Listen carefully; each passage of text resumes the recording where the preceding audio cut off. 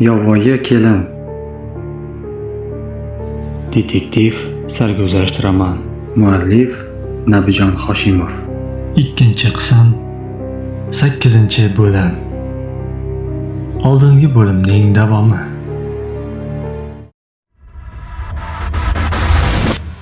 Assalomu alaykum aziz tinglovchi. Videoni boshlashimizdan oldin kanalimizga obuna bo'lib qo'yishni unutmang. Bu siz uchun bir soniyalik ish xolos, biz uchun esa bu juda ham muhim va keyingi qismlarini yanada tezroq tayyorlab taqdim etishimizda asosiy turtki bo'lib xizmat qiladi. Iltimos, obuna bo'ling. Hayronman, seni anavi yigitlar qanday qilib olib kelishgan ekan-a? Shunaqa yo'llardan ham yurganmiding? Esimda yo'q. Qanaqasiga? Men hushsiz ekanman. Axir kelganingda jayrondek tirkillab turgan eding-ku. Ha, unda o'zimga keluvdim. Sarvarning aytishicha o'shanda 14 kun yo'l bosgan ekanmiz. Qoyili. O'zingiz qanaqa qilib borib kelgansiz? Unda men ham yosh edim. Hech narsadan qo'rqmasdim. To'g'risini aytsam, men unda hayvonlardan emas, ko'proq odamlardan qo'rqardim. Ularni ko'rsam yashirinardim. Shunaqa zada bo'lgandimki, u zamonlar boshqa edi. Necha begunoh odamlarni yo'q qilib yuborishardi. Siz ham o'sha qatag'onning qurbonisiz xolos. Ular shu zayil uzoq yo'l yurishdi va kechki payt bir qirg'iz qo'rg'oniga yetib olishdi. Yovvoyi sifat odamlarga ko'zi tushgan 3 ta eshakdek itlar ular tomon shasht bilan chopib kela boshlashdi. Yaxshiki ulkan tol bor ekan. Yo'lovchilar xurjunlarini tashlab tezlikda uning ustiga chiqib olishdi. Tevarak atrofni itlarning vahimali vovullashi tutib ketdi. Ko'p o'tmay miltiqli qirg'iz yigit otini choptirib yetib keldi va itlarga ketish haqida buyruq berdi. Kimsizlar? Dedi u otini jilovlab. Yo'lovchilarmiz, adashib qoldik, dedi safaryor. Qayoqqa bormoqchisizlar?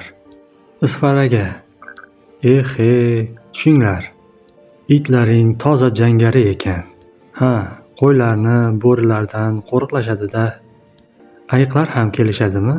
Deb so'radi Sabohat daraxtdan sakrab. Ha, ularni ham quvishadi. Salom alaykum. Va alaykum, dedi Mo'ysafid va yigitning ko'zlariga tikilib jim qoldi va tilingni chiqarchi, dedi. Yigit hayron tilini chiqardi. Sariq bo'lganmisan? Ha, qachon? 2 yil bo'ldi. Yaxshi davolanmagan ekansan. Yana qaytalabdi. Kasalxonada yotishga vaqtim yo'q-da. O'tovga yuringlar, marhamat. Kimlar bor? Ota-onam, bolalar. Shunday qilib yo'lovchi tabiblar o'tovda tunab qolishdi. Qirg'izlar ularni Qurtov degan xushxo'r ovqat bilan mehmon qilishdi. Ustoz va shogird bu oilaning har bir a'zosini, ertasi hatto qo'y echkilarigacha birma-bir tibbiy ko'rikdan o'tkazib, o'z maslahatlarini berib chiqishdi. Eng muhimi, temir arra topib, qizning oyoqlaridagi temir halqalarni olib tashlashdi va o'rniga malham qo'yib bog'lab qo'yishdi. Mezbonlar mehmonlarni 3-kuni izzat-ikrom bilan kuzatib qo'yishdi. Bir kun avval esa Marjon tabib qirg'iz yigit bilan otlarda ayiqlar maskaniga borib qolgan narsalar va echkilarni olib kelishdi. Echkilarni shu yerda qoldirishdi. Tog' so'qmoqlari aro 2 eshakda ravona bo'lishdi. Poyonsiz Oloy tog'lari qo'ynida borishar ekan, turli qo'tonlar ziyoratgohlarda tunab qolishar, yo'l-yo'lakay esa odamlarning salomatliklarini ko'rikdan o'tkazib, o'z maslahatlarini berib borishardi. Tibbiyot sohasidagi o'zaro munozaralarining ham poyoni ko'rinmasdi. Shunday qilib betakror tog' toshlar oralab bir oylar chamasi yo'l yurishgach, So'x daryosining boshlanish qismiga yetib olishdi. Mana, nihoyat vataningni isi kela boshladi. Sezyapsanmi, qizim? Ha, dedi qiz sevinib chuqur nafas olarkan. Odamlarning aytishicha, Cho'ng'ara degan joyda Yigit Pirim degan aziz joy bor emish. Ha, bor. U bizning qishloqqa judayam yaqin. Men ham taxminan shunday deb o'ylovdim. O'sha yerda ajrashamiz. U yog'iga o'zing ketaverasan. Voy, nega? Men bilan birga yuravering. Ota-bola bo'lib birga yashayveramiz. Yo'q qizim, sening yo'rig'ing boshqa. Sen o'z baxtingni topishing kerak. Ehtimol Sarvar seni intizorlik bilan kutayotgandir. Shunday ahvolda uning oldiga qanday kirib boraman-a? Sevgi ust-boshga qaramaydi. Nima, seningcha Layli bilan Majnun po'rim bo'lib yurishganmi? Aksincha, Sarvar qoyil qoladi. Sadoqatingga tan beradi. Keyin kiyimlaringni alishtirib olasan, albatta. Voy, yo'lda kiyim sotib olsak-chi? Unda eshakda ketolmaysan-da. Bu yog'iga biror mashinada ketaverarmiz. Yo'q, men izimga qaytib ketishim kerak. Shohimardon pirimni ziyorat qilish niyatim ham yo'q emas. Sizdan hech ajralgim kelmayapti-da, tog'ajon. Xudo xohlasa, o'lmasak yana ko'rishamiz. Sizni qayerdan topaman? Men endi qolgan umrimni odamlarga xizmat qilishga bag'ishlayman. Ularni davolayman. Sen ham albatta shu ishni qil. Albatta, ustoz. Ayniqsa sizdan o'rgangan umr uzaytirish borasidagi amallar ustida ish olib boraman. Yana qanday muammoli kasalliklar bor qizim? Rak kasali, bangilik, yana spid degani ham chiqqan. Bularni dardi bedavo deyishadi. Spid degani nima ekan? Immunitet tanqisligi tufayli odam organizmining viruslarga qarshilik qila olmay qolishi. Yuqumlimi? Ha. Vaboga o'xshaydimi? Yo'q. Unda davosini topsa bo'larkan. Bangilikni-chi? Bu juda qiyin masala, deya o'ylanib qoldi Mo'ysafid va eshagini bir nuqtab qo'ydi-da, so'zida davom etdi. Buning uchun o'sha bangi, ya'ni bemorning irodasi juda kuchli bo'lishi, o'z xohishi bilan davolanishni ixtiyor qilishi, o'zini ruhan tayyorlay bilishi kerak. Rivoyat qilishlaricha, Buxoro amiri og'ir betob bo'lib qolibdi. Shunda uning huzuriga o'sha davrda Buxoroda nom chiqargan tabiblardan birini olib kelishibdi. U tabib amirga chilimda nasha chekish va ko'k nori ichishni tavsiya qilibdi. Bemor haqiqatdan ham ishtahaga kirib, o'ziga kela boshlabdi. Tabibga tahsillar aytishib, izzat ikrom ko'rsatishibdi. Lekin orada bir oylar o'tgach, nasha chekmay, ko'k nori ichmay qo'ygan amirni boshqa bir dard tuta boshlabdi. Biroq u tabibni topisha olmabdi. Keyin nima bo'pti? Deb so'radi Sabohat qiziqib. Keyin Ibn Sinoni olib kelishibdi. Buyuk hakim bemorni ko'rib boq, amir bangi bo'lib qolibdi, deb aytibdi. Ulamolarning bundan jahllari chiqibdi va dag'dag'a qilib undan bemorni davolashni talab qilishibdi. Ibn Sino esa bo'lmasa menga narvon keltiringlar debdi. Narvonni keltirishibdi. Uni mahkam tik ushlab turinglar, debdi tabib va narvon ustiga o'zi chiqib, orqasidan qaytib tushibdi-da, hammani hayratda qoldirib keta boshlabdi. Hoy, to'xtang, bemorni davolamaysizmi? Deyishibdi ulamolar. Shunda u to'xtab, bemor narvon ustida turibdi. Endi uni qanday chiqarilgan bo'lsa, xuddi shunday olib tushish kerak, degan ekan. Qiz hayron bo'ldi. Tushunmadim. Bu nima degan ekan? Bu degani, oldingi tabib bemorning ishtahasini ochmoq uchun nashaning dozasini qanday oshirib bergan bo'lsa, endi faqat shunday yo'l bilan kamaytirib davolash mumkin. Boshqa yo'l yo'q, degani. Bu demak, narvon usuli deng? Ha, bu lekin juda uzoq davom etadi. Bunda inson qoni to'la zaharlangan bo'ladi. Agar yuragi quvvatsiz bo'lsa, uzoqqa bormaydi. Qizg'in suhbat bilan daryo yoqalab borishar ekan, endi tez-tez yo'lovchilarga ham duch kelisha boshlashdi. Ular salom berib o'tishar ekan, ro'dapo kiyingan ikki tog'li yo'lovchining ortidan suqlanib qarab qolishardi. Hademay tosh yo'lga, so'ngra asfaltlangan yo'lga ham chiqib borishdi.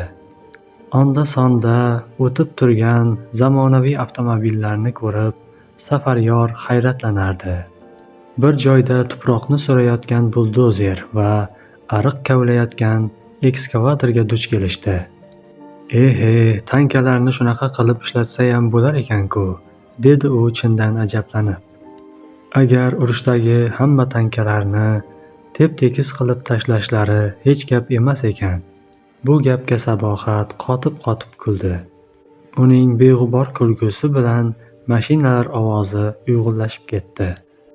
Bir joyda shahardan dam olgani chiqqan yigit va qizlarga duch kelishdi.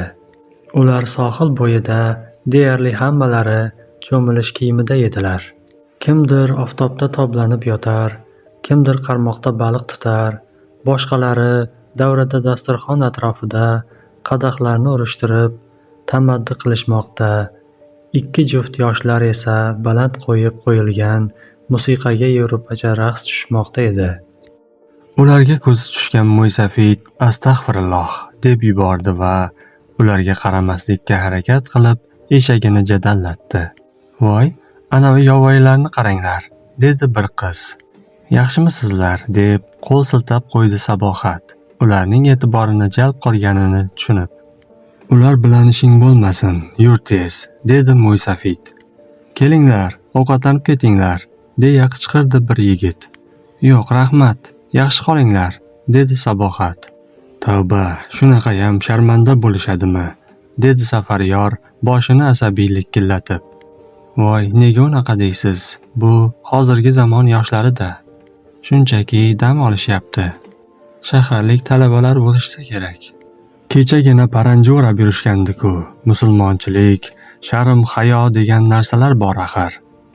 To'g'ri, lekin zamon o'zgarib, yevropachalashib ketyapti-da. Bu kimga kerak? Bizning o'z milliyligimiz, urf-odatlarimiz bor. Ularni qadrlashimiz, ehtiyot qilishimiz kerak. Milliy kiyimlarimizni ham ajdodlarimiz tabiat, iqlim sharoitiga moslab yaratishgan. Demakki, bular ham mahalliy aholimizni turli kasalliklardan, oftob, namlik va o'ta quruqlikdan asraydi. Masalan, Sahroi Kabirda erkaklar ham paranji o'rab yurishadi, chunki kuchli quyosh nurini qaytaradi. Shimolda po'stin, kigiz etik kiyishadi. Bizda erkaklar qishda paxtali chopon, yozda paxtalik yaktak chorsi, boshga qora do'ppi kiyishlari bejiz emas. Hammasining o'z iqlimga xos, o'z sir-asrori bor. Sabohat ustozining teran fikrlariga qoyil qoldi. Men bu haqda o'ylab ko'rmagan ekanman. Bizda paxtali chopon, do'ppini faqat sovuq marosimlardagina kiyishadi. Hajga borib kelganlar bo'lsa, arabcha uzun oq kiyim kiyib olishadi. Demak, hozirgi odamlar din bilan milliylikning farqiga borishmay qolishibdi-da. Bu ularning ojizligi, manmansirashlari xolos.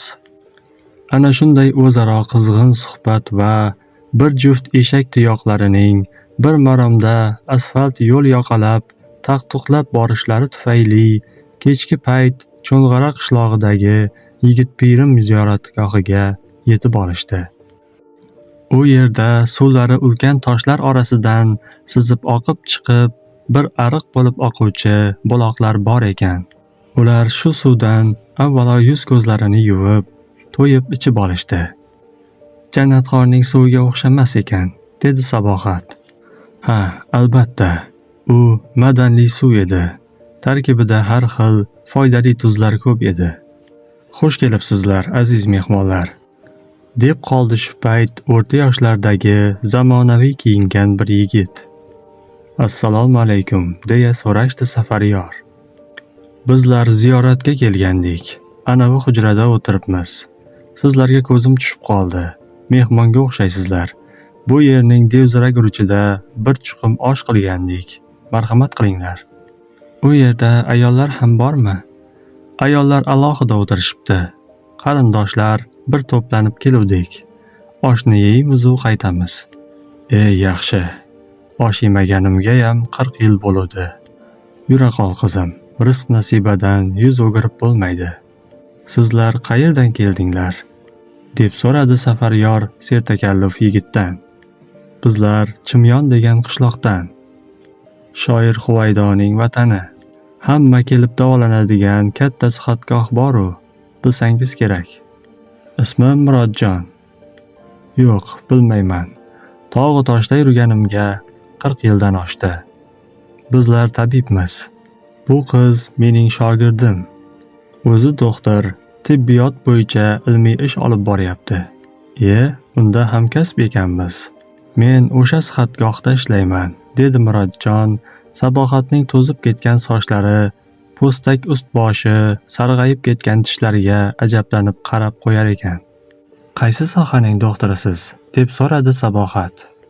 Androlog, tushunsangiz kerak. Bu nima degani qizim? Erkaklar kasalliklari bo'yicha mutaxassis.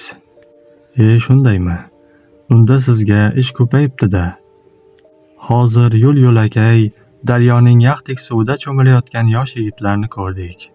Mijozlaringiz ko'payyapti shekilli. Ha, dedi Murodjon ularni hujraga boshlab kirarkan. Prostata bezi erkaklarning nozik ikkinchi yuragi hisoblanadi. U tez shamollaydi, bepushtlikka olib keladi. Yoshlar bunga ahamiyat berishmaydi. Lo'li erkaklar xotinlari bilan arazlashsa nima qilishar ekan bilasizmi? Yo'q, sovuq toshning ustiga o'tirib olishar ekan, dedi Safaryor xoxolab kulib. Keyinchi, deb so'radi Murodjon ham kulguga qo'shilib. Keyin xotinining o'zi yalinib kelarkan. Osh ustida Safaryor davradagilarni o'ziga qaratib har xil hazil-mutoyibalar bilan kuldirib o'tirdi.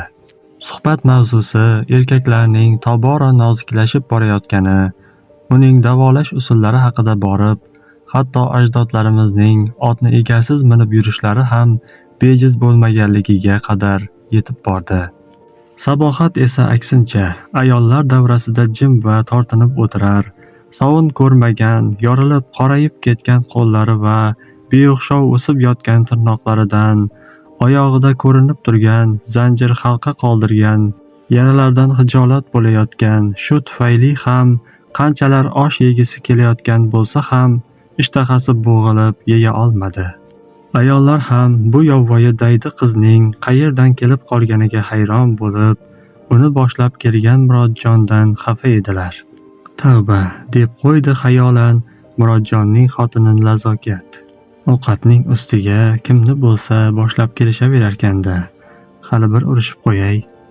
U ham sihatgohning tibbiyot xodimasi bo'lgani uchun ayol kishining o'ziga qaramay, ayniqsa sanitariya-gigiyena qoidalariga amal qilmay yurishini tasavvur qila olmasdi.